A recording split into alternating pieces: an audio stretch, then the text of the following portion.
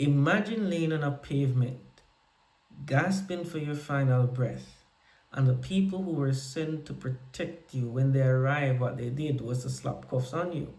Now imagine crying that you can't breathe and that you have been stabbed, and those very persons just looked down on you and responded, I don't think you have, mate.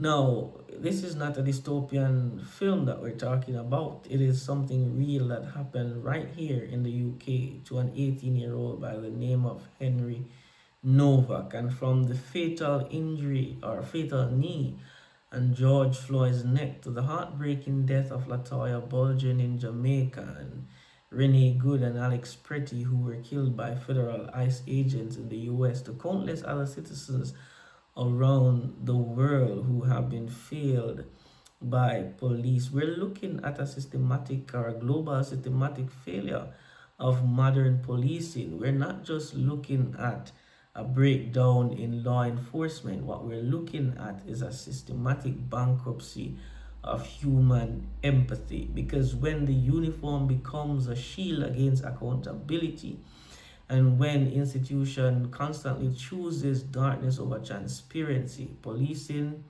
doesn't just fail the community, it loses its soul.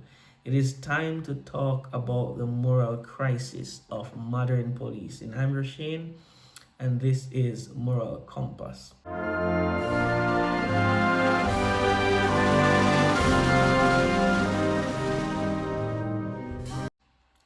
Now, the Bible in Romans 13, when you read it, gives a biblical foundation or authority for policing, because authority exists to stamp out evil and protect the vulnerable.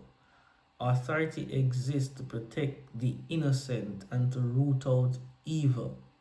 I believe that every human are created in the image of God, the Imago Dei, and therefore have a baseline of what is right and what is wrong. And so the greatest tragedy occurs when, you know, police allow their training or their our basic instinct or fear or department or protocols to override human decency or override empathy or the need to help. Because when you see someone laying gasping for breath or crying that they have been stopped, and you allow bureaucracy to get in the way or protocol to get in the way of your basic human instinct to help, that is the human conscience being compromised or the human conscience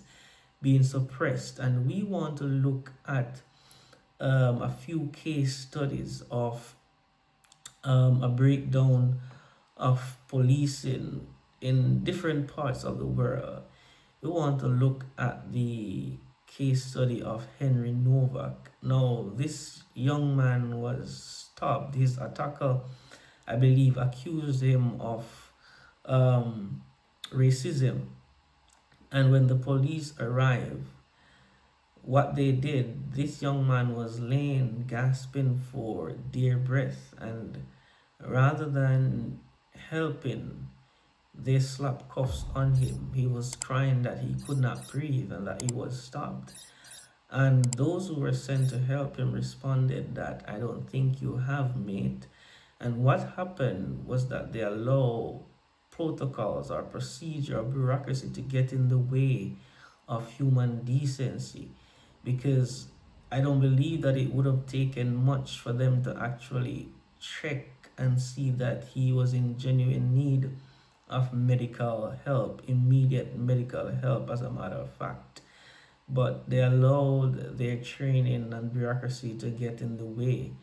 And I don't know if they had immediately checked if he would have still been here. But, you know, what we do know is that this young man was actually failed by those who were called to help him. We also have the case of Alex Pretty and Renee Good in the US. Renee Good was shot 3 times by federal ICE agent in her car. Alex Pretty, I believe, was shot 10 times. He was supposedly helping a woman or protecting a woman who was being pushed by ICE agents. No, this was a catastrophic moral failure of escalation because these citizens seemingly were being treated like enemy combatants or battlefield combatants rather than, citizens or persons. They allowed training, protocols, bureaucracy, fear, and all these things to get in the way of human decency. And now we have families that are grieving the death of loved ones. There is the case of Latoya Bulgin in Jamaica, a woman who was shot by a police officer.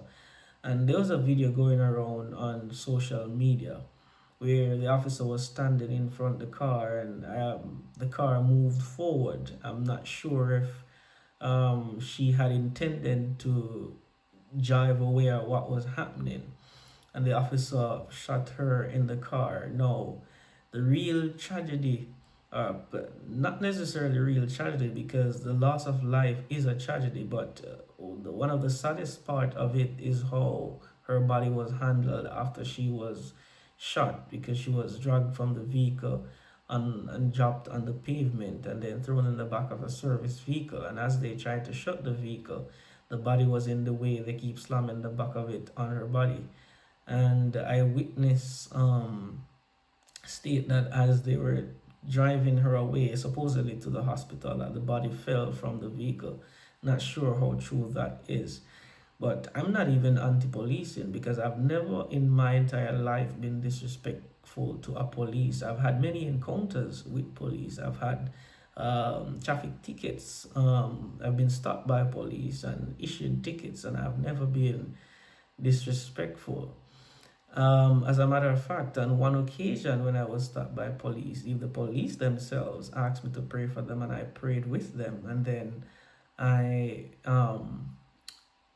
went on and with the rest of my journey. And I would never encourage anyone to try and escalate or make police job more difficult than it already is. But what we're talking about is the global failure of policing, where innocent lives have been lost, or where sometimes police allow protocol to override human decency, and lives that could have been saved end up being lost. Now, there's also the case of the Minister of National Security in Jamaica rejecting the use of body-worn camera in tactical gun raids, and he said that it is crazy because body-worn cameras will not be of any use during tactical gun raids. Now, the Bible tells us in John 3:20 that everyone who does evil hates the light and will not come into the light, for their deeds will be exposed. Because when top ministers like a Minister of National Security or leadership can argue against, capturing operation on camera, they are systematically removing the only tool that offers objective truth to grieving families. Though there are a lot of families in Jamaica who believe that their loved ones were murdered by police and make it look like it is a shootout. So if refusing transparency isn't just political, it's not just a political stance, it is an institutional choice to protect the state at the expense of human rights, shielding bad actors from the consequence of moral failure. Because one would think that wearing a body camera does not just protect citizens, that it also protects the police. Because when there's a fatal shooting and the police give their account of what happens, now if they have their if they have their body-worn cameras to prove what they're saying, then the public would not always be accusing them of murdering innocent young men or innocent people. And so I believe that that stance that was taken from the Minister of National Security is something that needs to be revised or revisited. And so there is a call to police all over the world, not just in UK or the US or Jamaica, but right through the world, And the call is for police officers to not extort their citizens, to not use false to not use false accusation to cover up any mistakes that have been made, and to act with integrity within your post. And officers need to remember that their primary oath is to protect their community, not necessarily, or not to protect their department's reputation at the expense of citizens, because true morality requires standing up against corruption inside your own ranks. And so we are calling on police officers not to allow your training, not to allow fear or department protocol or bureaucracy to override your human decency. And we want to also call upon citizens right across the world not to escalate situations with police officers, or not to make their jobs any more difficult than it already is. Police are here to stamp out evil and protect the vulnerable, protect the innocent. So I urge officers around the world who are listening to do this. Not protect your department above citizens. Please like, share, and subscribe for more truth. I'm Roshane, and this is Moral Compass.